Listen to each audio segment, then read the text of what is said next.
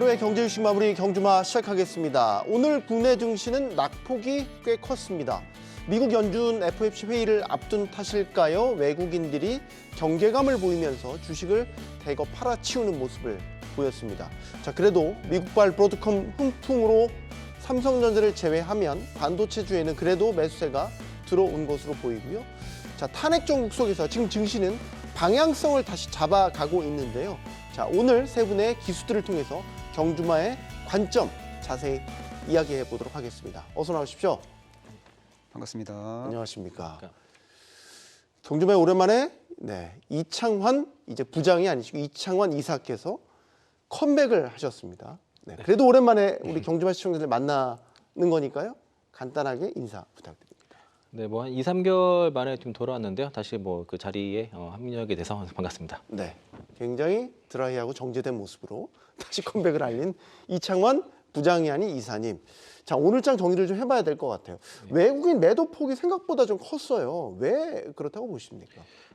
일단은 뭐 불확실성이 있어서 그런 거 아닌가 싶고요. 12월 달 금리 인하는 뭐 확실한 것 같은데 그 FOMC를 앞두고 있고 앞서 설명하셨고요. 그리고 BOJ도 앞서 있다 보니까 최근에 그 연준의 시각이 내년에 어떻게 될 것인지에 대해서 얘기가 나오는 게 연 2회 뭐 인하냐 아니면 3회 이상이냐에 대해서 얘기가 나오고 있는데 연 2회 얘기가 나오면서 다시 한번 이제 금리가 튀어가는 모습들이 나타나고 있고 오늘 국내 증시는 뭐 가장 하락을 이끈 거는 뭐 2차 전지 섹터의 급락이었고 트럼프의 약가 인하 추진에 대한 보도가 나오면서 제약바이오 쪽도 일부 좀 조정을 나왔다 정도로 볼 수 있겠고요. 저는 오늘 시장을 보면서 역시 정치적 불확실성이 다시 확대되는 그런 상황인 거로 좀 판단이 좀 들었습니다. 그 장중에 이제 뭐 헌법 재판 그 재판장 그 재판관 임명에 대한 노이즈라든가 이제 이 탄핵 정국에 대한 여러 가지 노이즈가 뉴스가 많이 나오면서 다시 한번 그 외국인들이 좀 뭐 국내 시장에 대해서 매도를 늘리겠거나 싶었고요. 그 지난주 화요일부터 연기금을 비롯해서 개인 투자자들 중심으로 이제 매수세가 들어오면서 개별 종목 장세가 펼쳐지고는 있는데 오늘은 이제 이런 정치적 불확실성이 다시 확대되면서 그를 좀 무색해하는 그런 장세가 나타났다고 볼 수 있겠습니다. 네, 흐름을 보면 사실 이제 비상계엄이 발발을 하고 2주 동안 혼란스러웠다가 결국 탄핵안이 국회 본회의를 통과를 해서 1차적으로는 그래도 좀 정리가 되고 안정을 찾아간다. 자, 그러면 사실 이제 금요일까지 월요일까지만 봐도 딱 탄핵 그 비상계엄 사태 이전까지 지수가 올라섰거든요. 원위치였습니다. 네. 이제 다시 한번 승부처다 이렇게 생각을 하고 봤는데 오늘 낙폭이 생각보다 좀 커서 뭐 그렇지는 않죠. 왜냐하면 왜요? 코스피가 1.1% 계엄 사태로 인해서 빠진 만큼 탄핵이 되면서 원위치한 거지 않습니까? 네. 그러니까 근데 그건 원위치한 거니까 아주 급변하는 변동성 자체는 해소가 됐다라고 하지만 이후의 정치적 불확실성이 계속 남아있는 상태고 그리고 이후의 정치적 불확실성이 빨리 끝난다라고 생각하는 부분이 좀 있으면 시장이 좀 안정화 될 텐데 지금 뉴스 보도에 의하면은 점점 더 길어질 것이라는 생각이 더 많이 되고 있죠. 그러다 보니까 환율이 좀처럼 안정화되고 있지 않은 상황인 거고 오늘 환율이 1,437원 뭐 여기 환율 그렇게 끝났는데 오늘 장중에 1,440원 근처까지 갔습니다. 맞습니다. 그러다 보니까 외국인들은 집중적으로 매도를 하게끔 돼 있고요. 오늘 비차익 프로그램 매도가 7,700원 이상 나왔습니다.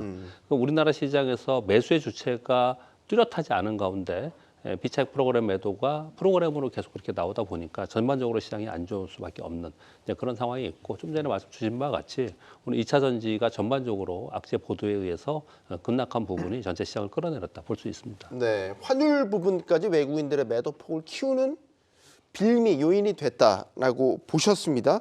임종혁 대표님 오랜만에 나오셨습니다. 네, 맞습니다. 오늘 장 어떻게 보십니까?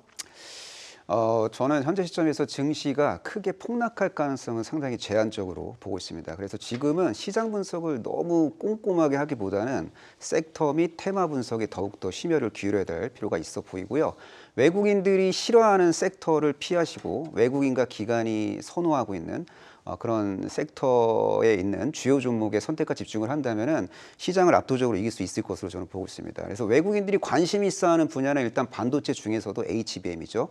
HBM은 뭐 관세가 부과가 돼서 HBM 수출 가격이 올라간다 손 치더라도 그래서 AI 가속기 가격이 상승한다 손 치더라도 빅테크들이 AI 가속기 구매를 망설일 가능성은 제한적입니다. 있습니다. 가격에 대한 저항이 없는 분야이기 때문에 HBM 시장은 구조적으로 성장하고 이때 이제 가장 크게 수혜를 볼 수 있는 기업이 SK하이닉스와 한미반도체이기 때문에 이쪽으로 수급이 몰릴 가능성이 좀 있다라고 보고 있고요. 그리고 네. 전력기기 업황은 이렇게까지 좋아도 되나 싶을 정도로 너무 낭만적이잖아요. 그래서 전력기기 쪽도 메이저 수급이 유입될 수밖에 없습니다. 그래서 HD 현대엘렉트릭 같은 기업이 뭐 신고가를 돌파할 가능성이 좀 매우 높다 보고 있고, 그리고 그 후속으로 효성중공업도 신고가 돌파 가능성 충분히 있다고 보고 있고, 그리고 또 비교적 가격 매력이 있는 위치에서 외국인 수급이 유입되고 있는 LS일렉트릭도 키 맞추기 상승 흐름이 전개될 가능성이 높다라고 보고 있고요. 그리고 엔터주도 외국인들이 러브콜을 보낼 가능성이 높습니다. 왜냐하면 엔터주는 트럼프 정책 수혜 분야도 아니고 피해 분야도 아니에요. 그러니까 무풍지대에 있습니다. 그래서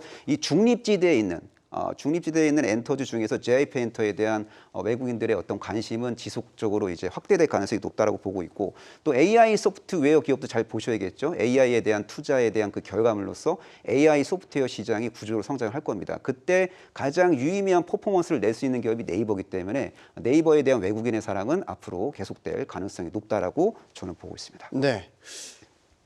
임 대표님은 좀 시장을 굉장히 긍정적으로 보시는 편인 것 같고, 그래서 이전과 같은 급락세는 나타날 가능성은 낮다. 네. 근데 이제 하나만 더 여쭤보고 싶은 건 이사님. 예. 환율을 고려하면 어쨌든 환차손을 우려해서 지금 예. 빠져나가는 거고, 이게 결국 낙폭을 키우는 요인이 된 거 아닙니까? 네. 탄핵 정국도 1차적으로 마무리됐지만 불확실성이 여전하다. 네. 그럼 외국인들이 더 들어올 요인이 뭐가 있냐? 예. 라고 질문을 드린다면 뭐가 있습니까? 외국인들이 들어올 요인은 당연히 뭐 일단 1차적으로는 수급적으로는 환율뿐이 없는데요.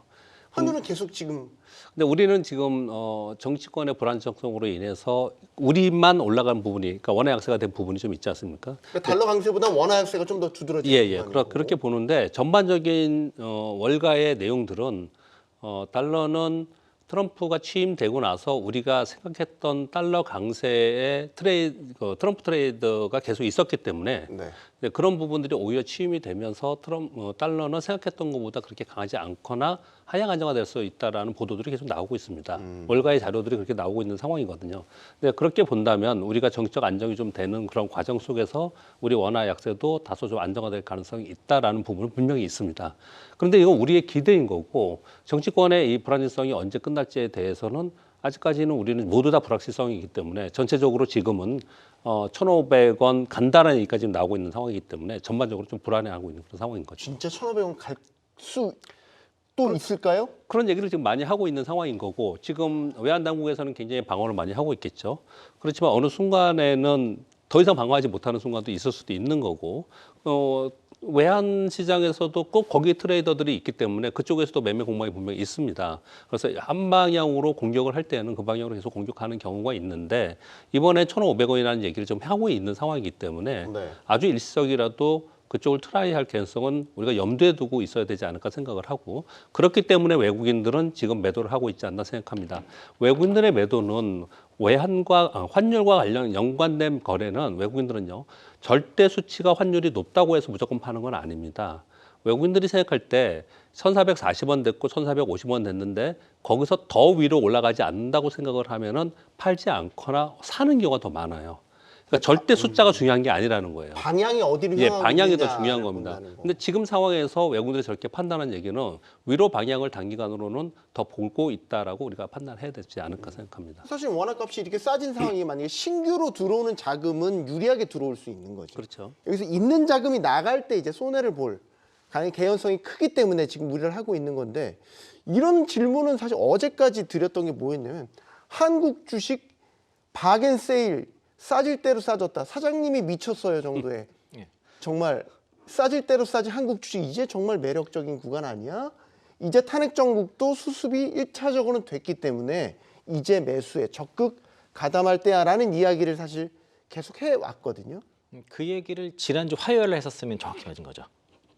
지난주 화요일에 하기에는 너무 12월 10일이 불안한 그날 상황 아니었어요? 제가 그날 거기 그 경기 한국전에 나오신 분들 여러분들 만났었는데 되게 많은 분들이 그날 바닥콜 하고 오셨다고들 많이 말씀하시더라고요. 그래도 이제 그 탄핵 소추안이 가결된다는 전자에서는 바닥권이다라고 그 의견을 좀 들었었는데, 최근에 이제 그 신용잔고 비율을 보니까 15조 한 2천억 정도까지 많이 줄었습니다. 이제 20조를 있었던 신용 잔고가 이 정도까지 줄었다는 게 대략 그러면 고액 예탁금 대비해서 지금 대략 한 28%까지 줄었는데 올해 8월 달에 36% 정도 됐었어요. 보통 이제 고액 예탁금 대비해서 신용 잔고가 40%를 육박을 하게 되면은 좀 고점인 경우가 많고 30%가 깨져서 20%대로 들어왔을 때는 대체로 바닥권을 형성하는 경우가 많이 있어서 지금은 이제 강박적으로 바닥권이라 봐야 되는데 다만 이제 그 지난주에 4일 연속 상승 나오고 지수가 이제 그 비상계엄 사태 이전으로 돌아가면서 매물대 딱 왔기 때문에 그런 매물을 소화하는 과정 정도로 이해하시면 좋지 않을까. 여기서 이제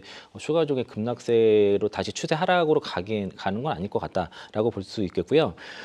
일정이 나와야 됩니다. 일정이 다시 불확실성이 나온 거예요. 그러니까 탄핵 무슨 일정이에요? 탄핵 일정? 탄핵 소추안이 이제 그 가결 될지 말지에 대한 일정은 나왔지만은 앞으로 그러면 탄핵 심판이 어떻게 될지에 대한 일정이 나와줘야 되는데 오늘 나온 뉴스들을 봤을 때는 좀 예상보다 길어지겠는데 쉽지 않겠는데 그렇죠. 6인으로 과연 심리를 할 수 있을까 아니면 9인으로 갈 수 있을까 이런 것들이 계속 불확실성이 오늘 증폭시키는 하루였기 때문에 그런 것들이 좀 일정이 언제까지가 우리가 기다리면은 결론이 날 수 있다라는 그런 일정이 나와줘야 된다라고 보고 있습니다.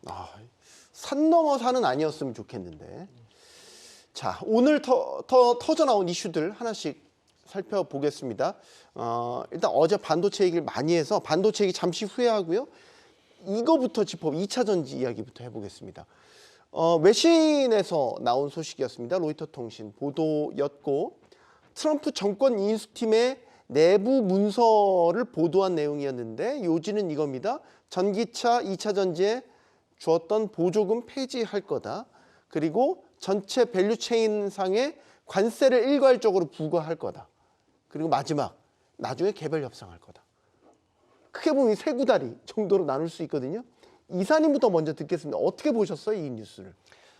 저는 이 뉴스를 보면서 오늘 2차 전지 종목들이 많이 빠졌는데요. 악재가 나왔을 때 기관들이 던지는 것들은 트레이딩 관점에서 그럴 수 있다고 생각은 들어요.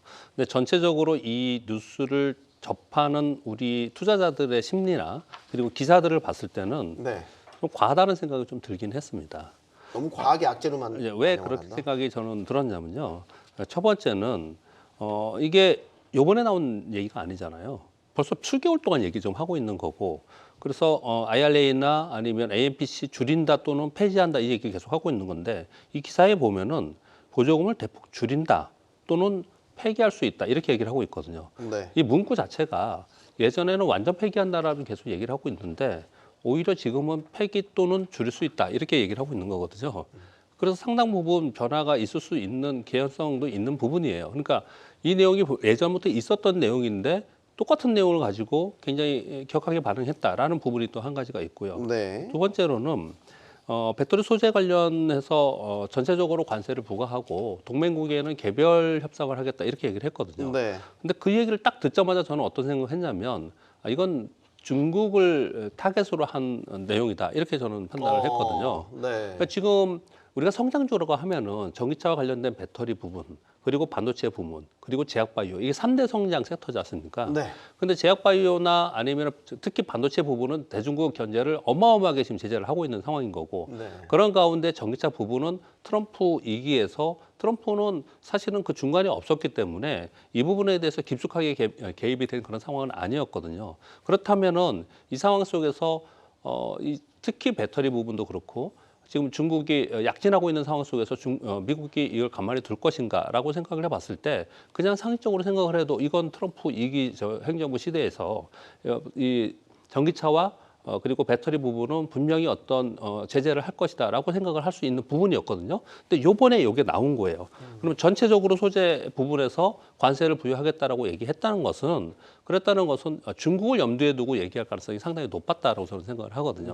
그래서 저는 이 뉴스를 딱 보면서 그럼 우리가 어떻게 하느냐에 따라서 물론 달라지고 그리고 섹터 그 부분 구체적인 섹터 부분에 따라 다르긴 하겠지만 이 부분이 어쩌면은 우리 전체적으로 그냥 싸잡아서 좋지 않았다고 한 부분에 어떤 부분에서 또 기회가 될 수 있다라고 저는 생각을 좀 했었거든요. 자세한 내용을 하나하나 뜯어보고 곱씹어 보면 이렇게 해석이 달라질 수 있는 겁니다. 임 대표님. 네, 맞아요. 같이 뉴스 보셨죠? 봤죠. 악재로 보셨어요? 저는 그렇게 생각해요. 지금 배터리주에 대한 어떤 투심이 참 안 좋잖아요. 근데 지금은 악재가 과반영되어 있다라고 저는 판단을 내리고 있습니다. 동일하시네요. 그 과반영돼 있다라고 보는 건? 너무 쓸데없이 과반영돼 있어요. 그러니까 그거 같아요. 그러니까 K 배터리 위기론이 매스미디어를 통해서 이제 접하는 그런 정보를 보면은 위기론이 너무 과장돼 있어요. IRA가 전면 폐지될지 어떻게 알아요? 뚜껑을 열어봐야 하는 거잖아요. 트럼프 당선인이 백악관 입성해갖고 행정 업무를 보면 그때서야 이제 진짜 윤곽이 나올 거거든요. 근데 지금 너무 걱정이 태산인 것 같지만 제가 볼 때는 IRA 전면 폐지 가능성 상당히 제한적으로 보고 있습니다. 왜냐하면은 배터리 생산 기지가 위치하고 있는 곳이 공화당 지지 지역이잖아요. 대부분이. 네. 근데 그 공화당 그 지역구 주민과의 어떤 그 반대편에 서서 공화당 하원 의원들이 IRA 폐지에 동의한다는 건 말이 안 돼요. IRA는 법이잖아요. 법을 뜯어 고치기 위해서는 하원과 상원의 동의가 필요한데 하원 통과될 가능성은 저는 없다고 봐요. 하원이 지금 공화당이 장악을 했지만 그렇게 아주 압도적으로 장악한 게 아니에요. 그래서 IRA 폐지 법안이 IRA 관련 어떤 혜택 패키지 전면 폐지 법안이 하원을 통과할 가능성은 제한적이기 때문에 저는 다소 많이 이제 K 배터리 위기로는 과장이 되어 있다고 보고 있고 이걸 보셔야 됩니다. 트렌드를 봐야 돼요. 리튬 이온 배터리 분야의 게임 체인저가 될 수 있는 게 4680 원통형 배터리예요. 이 분야의 최강자로 등극할 수 있는 게 LG 에너지 솔루션입니다. 근데 이런 호재를 시장은 안 보고 있어요. 언젠가 이런 호재가 반영이 될 거고 그 시점은 저는 내년이라고 보고 있고 이 4680 원통형 배터리 시대가 내년에 개막이 되고 그 다음에 이제 도래될 수 있는 배터리가 이제 반고체 배터리 시대가 도래될 겁니다. 그러니까 전해질이 재래 형태인 반고체 배터리도 아마 LG 에너지 솔루션이 글로벌 시장을 석권할 가능성이 높다고 보고 있고 그리고 난 다음에 이제 한 2027년 정도 되면은 전고체 배터리 시대가 열릴 거예요. 그 전고체 배터리 분야의 퍼스트 무버로서 역할할 수 있는 삼성 SDI가 할 수 있는 것들이 너무나도 많은데 이런 장기적인 호재는 현재 주가에 전혀 반영이 안 돼 있고요. 그리고 유럽 쪽에서 나올 수 있는 호재를 시장에서 안 보려고 합니다. 지금 독일 정부가 그 전기차 보조금 제도 부활시킬지 말지 진지하게 고민하고 있거든요. 만약에 독일을 필두로 해서 보조금 제도가 부활을 한다. 그러면 유럽 전기차 수요는 내년에 드라마틱하게 개선이 됩니다. K 배터리는 미국 비중이 높지 않아요. 유럽 비중이 높습니다. 그래서 유럽 전기차 수요가 내년에 올해 대비 증가하게 된다면은 낙수 효과를 가장 크게 볼 수 있는 게 K 배터리라는 것도 기억하시면 되고요. 그리고 네. 리튬 가격이 지금 추가적으로 폭락하기가 쉽지가 않아요. 리튬 생산하는 기업이 바보가 아니잖아요. 지금 생산하면 손실인데 공격적으로 생산을 할 이유가 없습니다. 그래서 리튬 가격은 전기차 캐진 환경 속에서도 하향 안정화될 가능성이 높아요. 여기에 연동돼서 양극재 가격, 배터리셀 가격이 안정화될 수 있기 때문에 뭐 배터리셀 밸류체인에 있는 기업들의 수익성이 추가적으로 악화되는 시나리오는 좀 제한적이지 않나라고 저는 보고 있습니다. 그러니까 원유 생산 줄이듯이 네. 공급 줄여서 그렇죠. 가격을 조정하듯이 예. 리튬도 마찬가지로 그렇죠. 지금의 캐즘 구간에서는 맞습니다. 캐파를 확 늘리지 않는다. 예. 그리고 전기차 시장이 지금은 보조금에 의존하는 건 맞아요. 근데 이제 언젠가 상품성이 있는 대중화 모델이 엄청나게 많이 쏟아져 나올 겁니다. 그때쯤 되면요. 보조금 제도가 없어도 전기차가 많이 팔릴 거예요. 그 시점은 2027년으로 저는 전망하고 있는데 2027년 되면요. 캐즘의 키읔도 얘기가 안 나올 겁니다. 그러니까 전기차 배터리 기업은 2027년도를 보고 투자를 하는 거지 지금의 업황과 내년의 그 정책 불확실성을 보고 투자하는 분야가 아니고 오히려 트럼프 행정부 관련 어떤 피해 섹터라는 낙인 때문에 주가가 많이 빠졌기 때문에 장기 투자하는 사람 입장에서는 너무나도 좋은 찬스인 거죠. 자, 일단 뉴스에 대한 해석만 가지고도 이렇게 많은 재료들이 나왔습니다. 이제 이창원 이사님, 뉴스만 딱 얘기해 주세요. 뉴스를 보고 어떤 생각이 드셨어요? 그러니까 뭘 주목된 내용도 물론 있습니다. 뭐 전기차 보조금 폐지 이슈라 그리고 네. 이제 뭐 그 일론 머스크가 뭐 여기서 뭘 동의했다는 내용들이 있긴 한데 그 전에 나왔던 내용과 다른 게 뭔가를 보니까 제가 가장 눈에 띄었던 거는 그 캘리포니아가 자체적으로 그 배출가스 탄소 배출가스에 대한 규제를 하고 있는데 이를 제한하도록 권고했다는 내용이 있거든요. 사실은 그 북미 시장에서의 그 전기차 시장의 성장에 있어서 전기차 보조금을 주는 것보다 이 캘리포니아 주에서 지금 추진하고 있는 2035년까지 내연기관차를 판매를 금지하는 이 법안이 훨씬 더 중요합니다. 훨씬 그러니까 그 전기차 보조금이 뭐 한 1일 정도 10이라고 하면은 이건 100 정도의 그런 그 10배 이상의 더 가치가 있는 것이고요. 그래서 이제 그 혹시라도 아이레법이 뭐 수정이라든가 뭐 폐기가 되더라도 북미 시장에서의 전기차 성장을 의심하지 않는 핵심적인 그 이유 중에 하나가 그 캘리포니아의 그 ACC2 법안인데 그거를 건드렸다고 보여져요, 오늘은. 그래서 이 부분에 대해서 공고를 하고 있는데 여기에 대해서는 지금 그 EPA가 미국 환경청이죠. 아직 승인을 하지 않았습니다. 캘리포니아 그 법안을. 그래서 이제 이번 주 안에 승인할 거라고 이제 그 워싱턴 포스트지와 그 뉴욕타임즈에서 이제 보도를 한 바 있어서 아마 이번 주 안에 이게 이제 통과가 승인이 될 것으로 보여지고요. 네. 그리고 여기 관련된 뭐 소송 같은 경우도 오늘 이제 그 연방 대법원에서 이제 그 캘리포니아 주를 손을 들어주는 그런 이제 그 결과도 나온 상태라서 이제 EPA에서만 승인만 나오게 되면은 이런 노이즈 자체는 좀 없어질 거라 생각이 들고 그리고 이제 그 트럼프 인수팀에서 이제 이거를 이제 만든 인수위 보고서지 않습니까? 이게 이제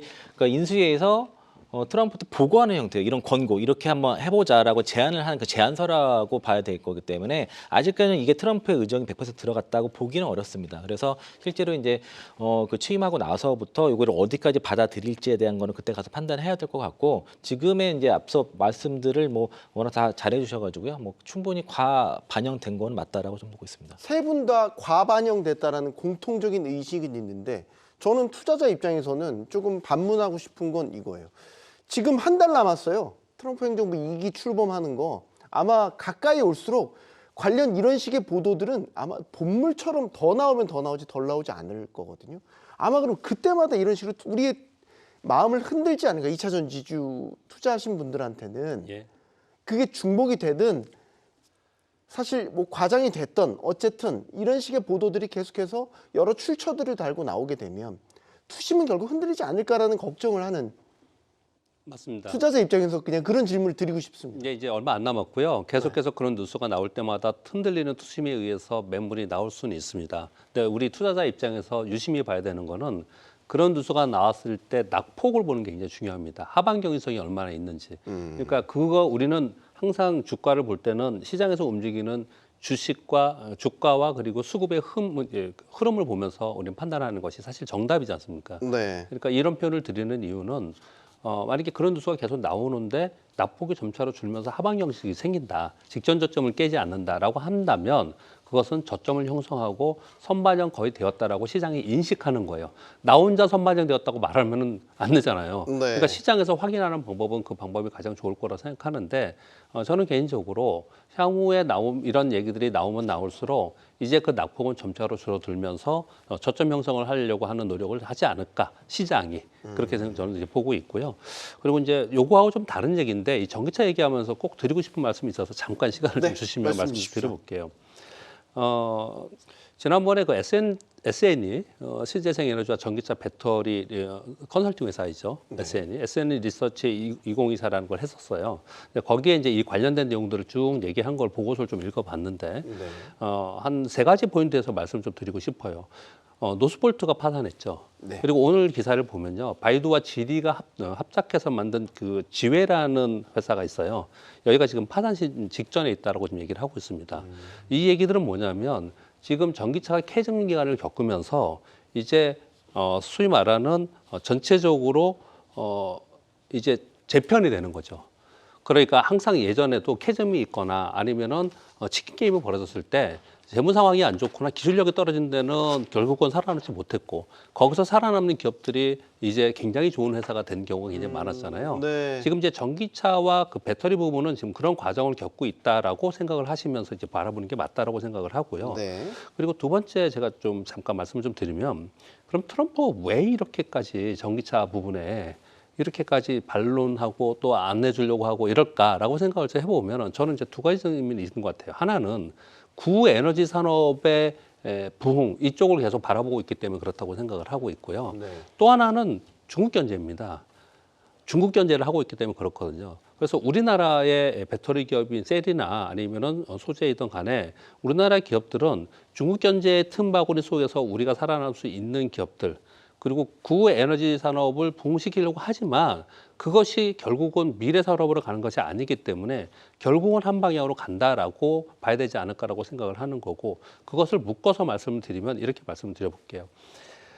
전기차가 지금 테슬라가 많이 오르는 게 전기차가 아니고 지금은 자율주행으로 오른다 그러잖아요. 네. 그러니까 전기차와 자율주행, 그리고 로봇, 그리고 AI 반도체, 이게 모두 다 통합된 기술이 한 곳으로 가고 있는 거예요. 지금 이 사회는 그 한 곳으로 가고 있거든요.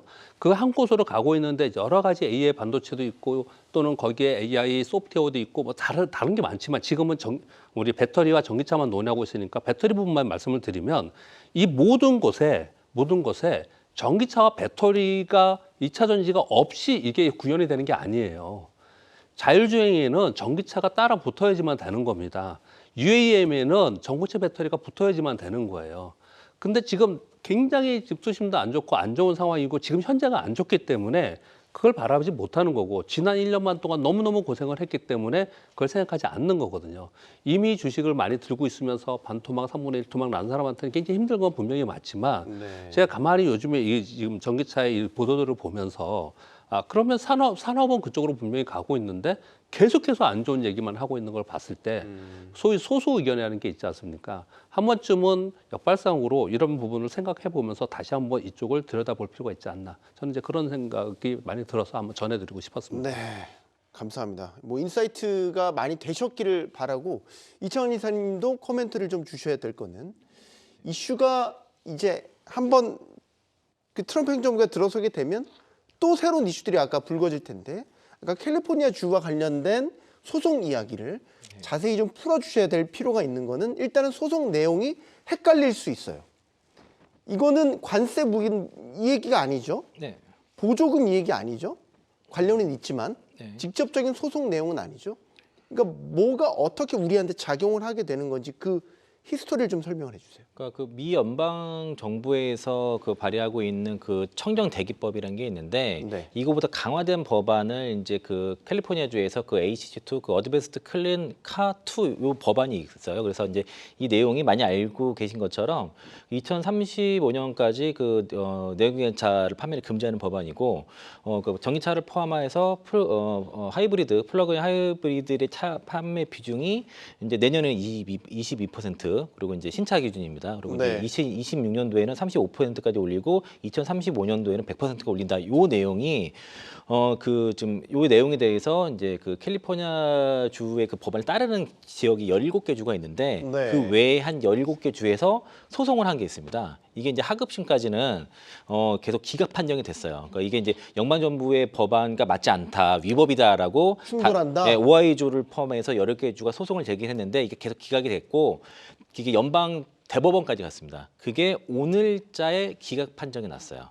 오늘자에서. 그럼 캘리포니아 주가 이긴 거네요. 네, 이겼습니다. 그래서 거기에 대한 권한을 갖고 있고, 그러니까 예외권을 갖고 있게 된 거죠. 그 권한은 가졌는데, 이게 이제 미 환경청에서 최종적으로 아직 승인이 떨어지지 않은 상황이거든요. 근데 날 것 같아요? 네, 그래서 이제 오늘 그 10월 13일에, 그러니까 이번 달 13일 날 그 뉴욕타임즈랑 워싱턴 포스트지에서 이제 이번 주에 승인이 날 것 같다라고 이제 그렇게 보도를 했습니다. 이번 주면 얼마 안 남았네. 네, 그래서 이번 주 그게 이제 바이든 정부가 이걸 아직 승인을 안 해주고 상태라서 이제 한 달 남았지 않았습니까? 그래서 이제 그 트럼프 정부가 들어오기 전에 빨리 승인해주고 가려고 그 서두르는 그런 모습인데, 아직 법적인 문제 해결이 안 됐기 때문에 못 하고 있었는데, 오늘 대법원 판결이 났기 때문에 네. 조속한 시일 내에 이제 승인 날 가능성이 상당히 높다라고 볼 수 있겠고요.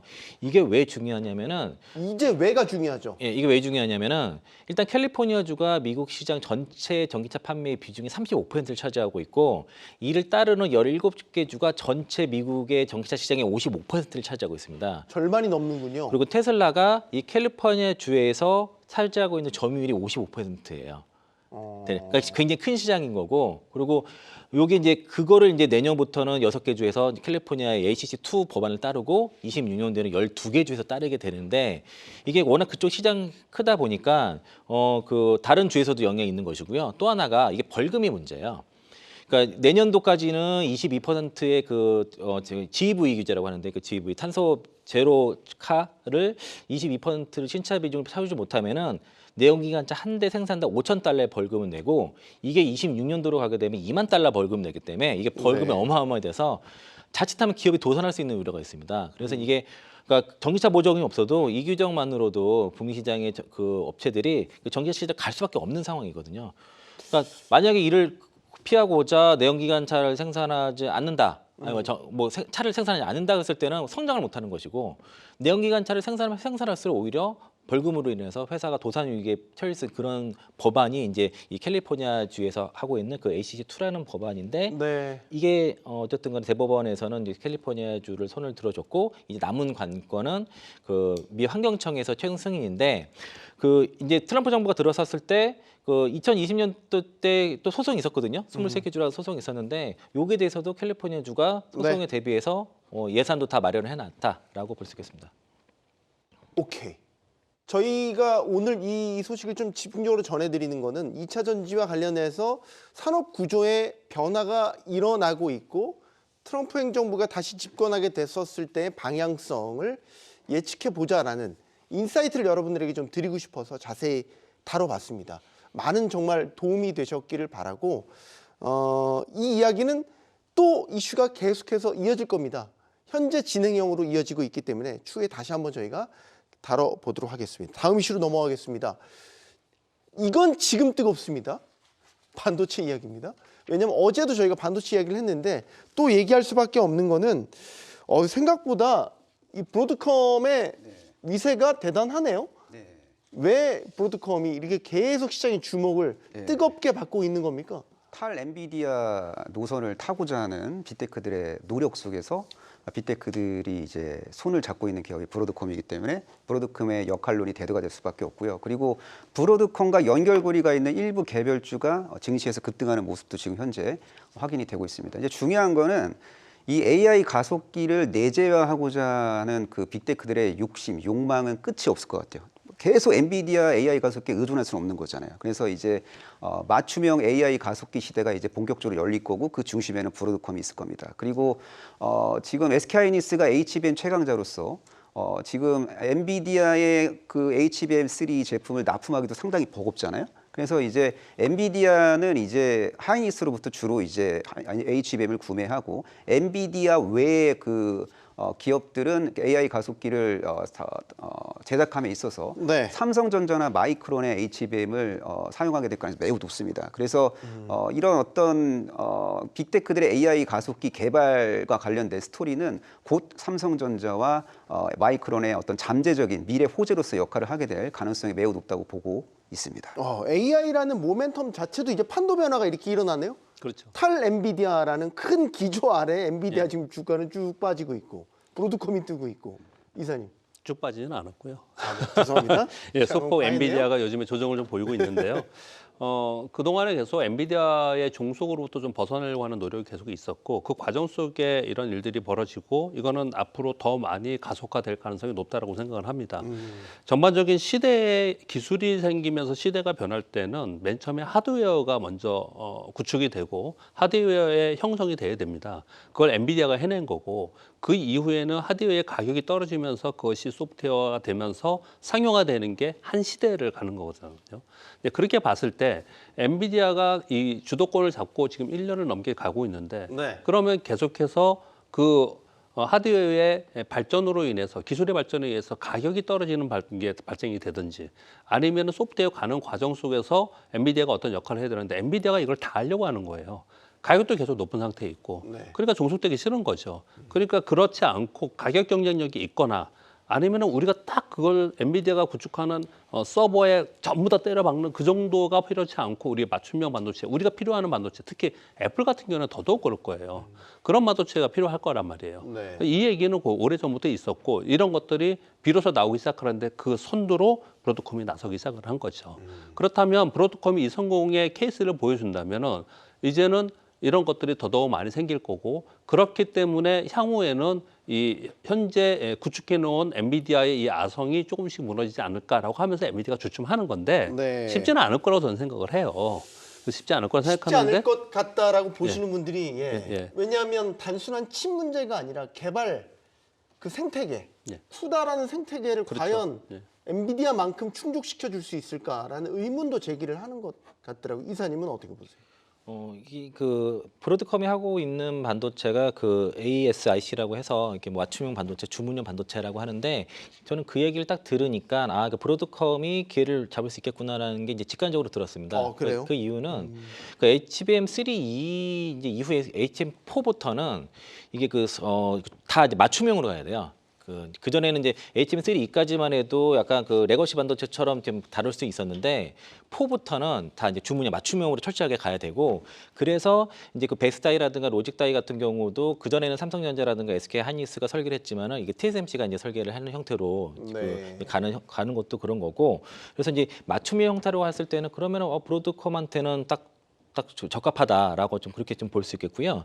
아마도 이제 이렇게 되면 이제 그동안은 이제 엔비디아에 대한 어떤 대체제, 대항마 이런 것들이 뭐 AMD 정도로 예상을 했었는데 의외로 브로드컴이라는 기업이 이제 나왔기 때문에 여기 관련돼서는 충분히 그 투자 관점에서 매력이 있을 것 같고 어제는 여기 그 브로드컴이 유리기판을 도입할 거라는 계획에 의해서 유리기판 관련 종목들이 급등을 했습니다. 특히 이제 거기에 이제 그 10cm 곱하기 10cm 대면적 기판 같은 경우는 그게 이제 SK 앱솔룩스 그 제품으로 보여지고요. 네. 그리고 이제 그 뭐 관련 뭐 IISC라든가 뭐 JNTC 장비 기업들도 같이 움직였고 오늘은 이제 그런 유리 기판주가 아닌 브로드컴 관련 종목들이 이제 급등세가 나타나서 여기 오늘 움직인 종목들은 잘 체크하시면서 반도체 섹터에서는 아마 이쪽 어제 오늘 움직인 종목군에서 투자하시는 게 좋을 것 같습니다. 그러면 이게 삼국지에 비유하면은 그 강력한 엔비디아 왕국이 서서히 무너지고 춘추전국 시대 같은 그런 시대가 도래할 수도 있겠군요.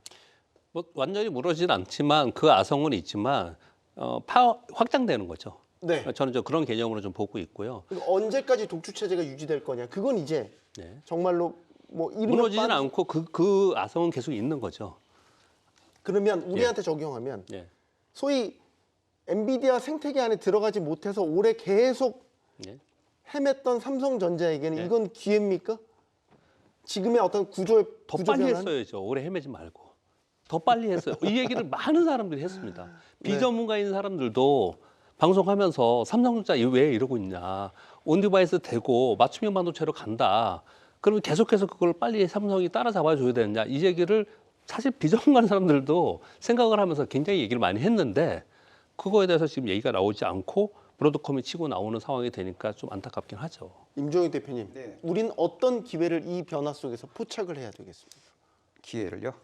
일단 뭐 삼성전자는 저는 이제 결국에는 이제 HBM 고객사 다변화 스토리가 이제 부각될 것으로 보고 있습니다. 아마존, 뭐 구글, 메타 자체 개발 AI 가속기형 HBM 공급 계약 체결 뉴스가 시차를 두고 언젠가 지금 당장은 아니지만 내년 중으로 언론을 통해서 이제 확인을 하게 될 가능성이 저는 매우 높다라고 보고 있고요.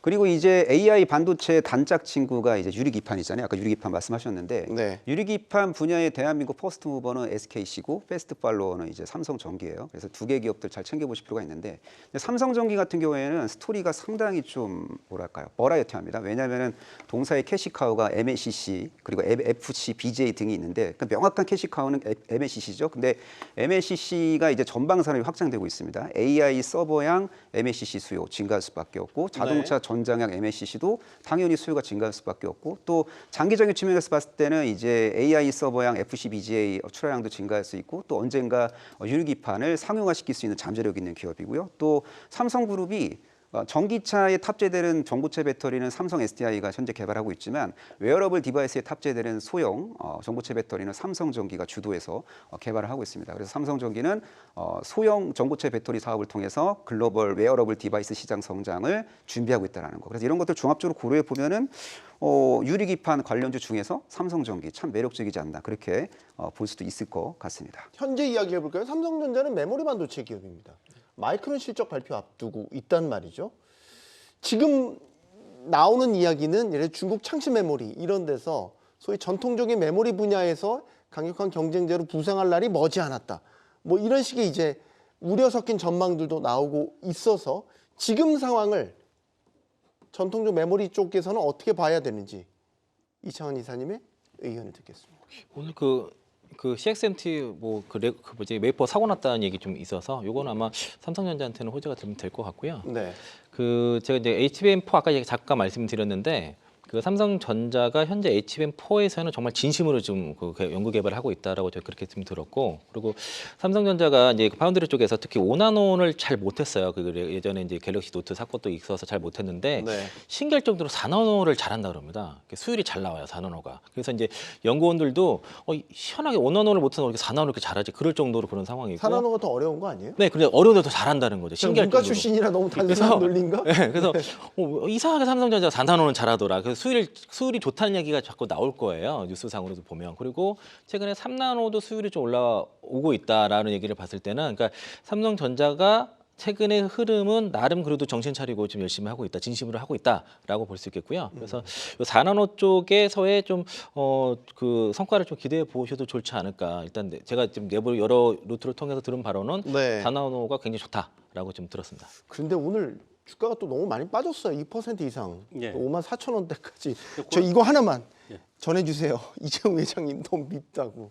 이제 물론 이게 지금 이 우리 삼성의 주주들의 마음인 것 같아서 전해드렸어요. 네. 죄송합니다. 제 괜한 얘기. 근데 오늘 주가 차이점은요. 오늘 SK하이닉스는 이틀 연속 2%대로 올랐습니다. 그래서 이틀 동안 5% 정도 올랐지 않습니까? 네. 근데 삼성전자는 못 오르고 있는 상황이에요. 네. 그리고 마이크론은 요즘에 최근에 급등을 했지 않습니까? 한 이틀인가 3일 동안 올랐잖아요. 근데 마이크론이 이번 주에 이제 실적 발표가 있습니다. 이번 실적 발표에서 호실적이 나올 거라고 예상을 하고 있습니다. 거기에 지금 SK하이닉스도 상당히 견조한 실적을 좀 내놓을 거라고 예상을 하고 있어요. 그래서 이 주가 차이는 당장의 실적에 따른 것이라고 생각하시면 될 것 같고요. 네. 그 부분을 좀 먼저 말씀을 드리고 싶고요. 두 번째는요. 삼성전자와 SK하이닉스의 주가의 흐름은 시차가 있을 수 있다는 생각을 좀 해야 될 것 같아요. SK하이닉스는 지금 HBM을 추정하면서 엔비디아 추정하면서 먼저 왔지 않습니까? 네. 좀 전에 우리 브로드컴 얘기하면서 향후에 맞춤형 반도체나 온디바이스나 이런 부분들로 인해서 이제 반도체의 사이클이 좀 더 빨리 터닝을 할 수 있다라는 보고서가 이미 나오기 시작을 했어요. 그렇게 봤을 때 진짜 수혜는 그쪽의 범용이거나 아니면은 온디바이스를 가거나 이랬을 때 더 큰 이익을 낼 수 있는 부분은 삼성전자가 될 수는 있거든요. 그런데 삼성전자는 지금 먼저 선점한 HBM에서 후발로 와 있기 때문에 지금 실적에서 차이점이 발생이 되고 있는 거기 때문에 SK하이닉스와 삼성전자가 같이 간다는 개념이 아니고 시차를 두면서 서로 다른 방향으로 갈 가능성이 있다. 그렇게 좀 생각을 하셔야 될 것 같습니다. 아까 제 질문에 정확하게 답을 안 주셨는데 한 번 더 반복해서. 네. 중국 덤핑, 메모리 덤핑 괜찮겠어요? 안 괜찮죠. 이건 삼성도 해당되는 얘기고 하이닉스도 해당되는 얘기라서. 당연하죠. 삼성전자는 레거시 반도체 비중이 월등히 높기 때문에 HBM 쪽에서 적극적으로 침투를 안 하게 될 경우 중국 그 반도체 굴기의 피해주로 이제 분류가 될 수밖에 없다라고 저는 보고 있습니다. 그래서 삼성전자가 이제 파운드리 그 수율도 올려야 되고 또 파운드리 사업 부분 흑자 전환 프로젝트를 조기에 가동시켜야 되고 또 HBM 시장에 적극적으로 침투를 해야 된다고 보고 있고요. 네. 어차피 HBM3 8단이건 12단이건 SK하이닉스 이기고 싶어도 이길 수가 없습니다. 그리고 HBM4도 하이닉스가 엔비디아에 가장 먼저 샘플을 공급하게 될 가능성이 높기 때문에 HBM4 시대까지는 하이닉스가 석권할 수 있어요. 제가 볼 때는. 네. 삼성전자가 HBM 쪽에서 성과를 내기까지는 시간이 좀 필요하지만 다행히 빅테크들이 AI 가속기 내재 여지가 강하기 때문에 빅테크들 향으로 HBM을 공급하는 스토리가 내년에는 부각된다. 그러니까 엔비디아 외 기업의 대상으로 세일즈를 열심히 하다 보면은 HBM으로 이제 성과를 낼 수도 있다라고 보고 있고, 그리고 언젠가 온 디바이스 AI 시대가 이제 도래가 된다면, 그러니까 AI 킬러 콘텐츠가 이제 등장을 함으로써 온 디바이스 AI 시대가 도래가 되면은 가장 크게 수혜를 볼 수 있는 기업이 애플하고 삼성전자라고 이제 보시면 될 것 같고, 또 그 기술 혁신이 수요를 창출하게 돼 있는데 이 기술 혁신을 통해서 수요를 창출시킬 수 있는 그런 잠재력이 분명히 있지만 그런 것들이 지금 삼성전자 주가에 전혀 반영이 안 되어 있고요. 그리고 우리가 언론을 통해서 이제 확인할 수 있는 웬만한 악재는 삼성전자 주가에 지금 충분히 지금 차고 넘치게 반영이 되어 있고 삼성전자의 어떤 기회 요인은 현재 주가에 반영이 안 되어 있기 때문에 삼성전자 주주분들은 너무 낙심할 필요는 없다라고 보고 있고요. 최소한 현재가보다 더 올라갈 수 있는 여력이 있고 현재가 기준 30% 이상의 상승 여력이 저는 존재한다라고 판단을 내리고 있습니다. 네. 더더욱 HBM에 목숨을 걸어야 되겠다는 생각이 지금 드라이브 더 걸어야 돼요. 들기는 예. 하는데. 예. 자, 오늘 마지막 주제로 넘어가 보겠습니다. 마지막 주제 밸류업입니다. 밸류업 참 오랜만에 말씀드리는 것 같기는 한데 밸류업이 최근에 구성 종목의 변화가 있었습니다. 근데 시장에 사실 큰 관심은 받지 못했던 것도 냉정한 현실입니다. 뭐가 편입이 됐냐? 뭐 대표적인 게 KB금융이었죠. 예. 사실 연말에는 배당 성향이 높은 금융주들에 대한 관심도 많아지기는 하는데 예. 지금이 특수한 상황이라 그런지 올해는 또 그렇지도 않은 것 같고요. 예. 특수한 상황이라서 그런 것 같습니다. 네. 정치 불확실성은 이퀄 경제 정책 불확실성이죠. 그러니까 경제적인 정책이 나온다 하더라도 정치적인 불확실성 자체가 이게 불확실한 상황 속에서 이런 정책들이 일관성 있게 또는 강제성 있게 이런 것들이 계속 추진이 될 수 있을까라는 의구심을 갖고 거기서 한 발 물러서 있는 게 지금의 현실이다 이렇게 저는 생각을 좀 하고 있고요. 그러나 이런 정책들은 당장 지금의 우리 환경 자체가 영향을 미치지 못하고 있지만 단기적으로는 수급적으로 영향을 줄 수 있을 거라고 생각합니다. 지금 지난번에 한번 밸류업 지수 발표를 하고 문제가 좀 있었고 요번에 이제 새로 5개 편입을 하면서 실제로 이게 진행이 되는 것은 12월 20일부터입니다. 네. 그런데 이게 수급적으로 영향을 준다고 말씀을 드리는 거는 밸류업 지수가 형성이 되면 벤치마크 BM이 형성이 되고 거기에 관련된 펀드가 생기고 거기에 관련된 ETF가 생겨요. 그렇기 때문에 수급적으로 단기적으로 영향을 줄 수 있을 거라고 생각하고요. 네. 그리고 이것이 우리 시장을 뒷받침하면서 확 좋아지는 그런 부분이냐 그렇게까지는 기대하기는 좀 어려운 부분은 지금 현재 환경상으로는 분명히 맞습니다. 네. 그러나 이러한 것들을 우리가 진행하는 과정이 있음으로써 향후에 우리 시장이 더 좋아질 수 있는 기반을 만들고 있다는 것은 분명히 확실하지 않나 생각합니다. 분명한 건 금융주들 계속해서 역대급 실적 이청환 이사님 네. 내고 있잖아요. 네. 예대 마진 뭐 매 분기 얘기는 하지만 최고 실적 계속 갈아치우고 있거든요. 네. 실적만 보면 이것만큼 우리 지금 괜찮은 섹터가 없어요. 그러니까 뭐 금융주가 잘해서라기보다도 그 금융당국에서 그렇게 제안을 하고 있기 뭐 때문에 어쨌든 네. 결과로 숫자로 보여주는 숫자는 확실하잖아요. 지금 뭐 코 안 풀고 손 안 대고 코 푸는 그런 이제 형국이라 그런 식의 이제 해석을 감히 하면 뭐 할 말은 없지만 네, 뭐 실적 역대 최대 실적입니다. 그래서 네. 이제 뭐 금융주들이 이제 이게 과연 뭐 계속 갈 수 있는 이슈냐는 거는 좀 이건 좀 고민해야 될 문제인 거긴 하죠. 그대로 과연 금융당국이 그렇게 예대마진을 많이 가져가는 거에 있어서 가만 놔둘 것인가. 그러니까 나홀로 호황을 가지고 있는 금융주들에 대해서 아무런 제재 없이 갈 수 있는 것인가라고 거기에 대해서는 약간 물음표가 있고요.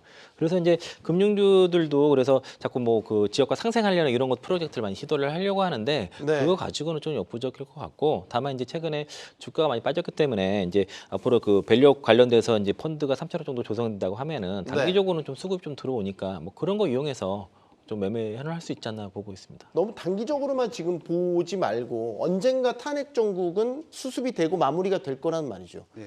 설사 정권이 바뀐다고 해도 밸류업의 취지 자체에 대한 거에 네. 반할 수 있을까요? 그러니까 밸류업을 장기적인 관점에서 보면 네. 지금 하나 둘씩 담아가는 게 되게 좋은 전략이 아닐까라는 의견을 과감하게 드려본다면 예. 우리 임 대표님은 저는 개인적으로 꿈과 희망이 덩실덩실 춤을 추는 기업들을 좋아하거든요. 은행주가 성장판이 열려 있나요? 안 열려 있잖아요. 대규모 설비자를 굳이 할 필요가 있나요? 없잖아요. 이런 기업을 투자한다는 거는 저는 찬성을 하지 않습니다. 하지만 워낙 펀더멘탈이 견조하고 밸류에이션 매력이 있기 때문에 그리고 밸류업 프로그램 관련 어떤 수급적 수혜를 볼 수 있는 기업이기 때문에 박스 안에서 전략적 트레이딩을 할 수 있겠지만 은행주들이 뭐 박스 상단을 돌파해서 우리가 뭐 경제적 자유를 추구하는데 큰 보탬이 되는 기업으로서 역할을 할 가능성은 저는 제한적으로 보고 있습니다. 주식을 하는 이유는 노후를 설계하기 위해서요. 경제적 자유를 추구하기 위해서. 근데 은행주를 투자해서 경제적 자유를 추구할 수 있나요? 꿈과 희망이 없는데. 그냥 항상 그냥 기본을 유지하는 기업이고 또 정부 규제에 취약한 산업이잖아요. 규제가 또 강화될 수도 있는 거고 예대마진 너무 많이 남기는 거 아니에요? 예대마진 보고 축소해라. 이런 방침 하나면 또 펀더멘탈이 훼손될 수 있는 게 은행주이기 때문에 은행주 투자는 전략적 박스 트레이딩은 저는 좋다고 봐요. 하지만 뭐 한 2배, 3배 이상의 수익을 목표로 은행주에 접근하는 거는 좀 아닌 것 같습니다. 은행주 말고도 살 종목이 너무 많잖아요. 동의하세요? 이사님 마지막 한 저는 번만 더 코멘트 듣겠습니다. 기본적으로 말씀하시는 주식은 성장주에 투자하는 것에 절대 공감합니다. 그런데 밸류업을 하려고 우리나라에서는 여태까지 이 밸류업과 관련된 또는 배당 투자의 개념이 굉장히 희박했습니다. 그러나 지금의 상황에서는 배당 투자를 하시는 분들이 굉장히 많고 그렇기 때문에 은행주도 충분한 가치가 있다고 생각을 하고 있고요. 특히나 내년도 같은 경우에는 전반적으로 저성장 국면입니다. 그렇기 때문에 지금 말씀하시는 것처럼 아주 돋보이게 성장하는 기업의 쏠림이 나타날 거고 그래서 그쪽을 해야 되는 건 분명히 맞고요. 그리고 또 한 가지는 내년도에 우리나라는 밸류업이 키워드가 될 가능성이 상당히 있기 때문에 네. 거기에 관련된 종목들도 같이 봐야 된다 이렇게 생각합니다. 알겠습니다. 자, 오늘 저희가 전해드린 내용 한 번만 더 말씀드릴게요. 외신 보도로 나왔던 2차 전지와 관련된 전기차와 관련된 보조금 폐지, 관세 부과 소식. 악재가 된 것은 분명해 보이죠. 자, 그런데 지난 몇 년간 미국 직접 투자 우리 기업들 많이 늘렸지 않습니까? 관세 충격은 상대적으로 크지 않을 수 있습니다. 제가 말씀드리고 싶은 요지는 이겁니다. 뉴스를 소화하실 때 한 번만 더 디테일을 따져보면 걸을 건 걸러낼 수 있다라는 겁니다. 오늘 경주마는 여기까지였습니다. 고맙습니다.